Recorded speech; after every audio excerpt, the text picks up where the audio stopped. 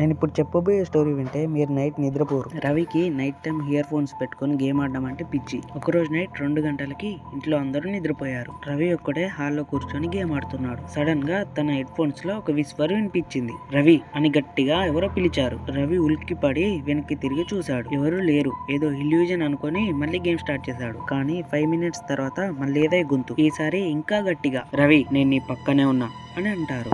రవికి వెంటనే ఫుల్ భయం వేసింది. వెంటనే గేమ్ ఫ్రెండ్ ని అడిగాడు, రే నువ్వే కదా పిలిచింది అని. దానికి ఆ ఫ్రెండ్ ఏం చెప్పాడో తెలుసా? బ్రో నేను మైక్ ఆన్ చేయలేదు, నాది మ్యూట్ లో ఉంది అని అంటాడు. రవికి గుండె ఆగినట్టు అయింది. వెంటనే హెడ్ సెట్ తీసి టేబుల్ మీద పెట్టేశాడు. అప్పుడు టేబుల్ మీద ఉన్న హెడ్ సెట్ లో నుంచి కాదు, రవి కూర్చున్న సోఫా వెనుక నుంచి ఆ గొంతు వచ్చింది. నేను గేమ్ లో లేను రవి, నేను నీ ఇంట్లోనే ఉన్నాను అంటుంది. రవి వెనక్కి తిరిగి చూసే లోపే స్క్రీన్ బ్లాక్. మీకు ఎప్పుడైనా ఇలాంటి ఎక్స్పీరియన్స్ అయిందా? అయ్యి ఉంటే కామెంట్ చేయండి. ఇలాంటి హర్రర్ స్టోరీస్ కోసం మన ఛానల్ ని సబ్స్క్రైబ్ చేసుకోండి. దీని పార్ట్ 2 కావాలంటే కామెంట్ లో పార్ట్ 2 అని పెట్టండి.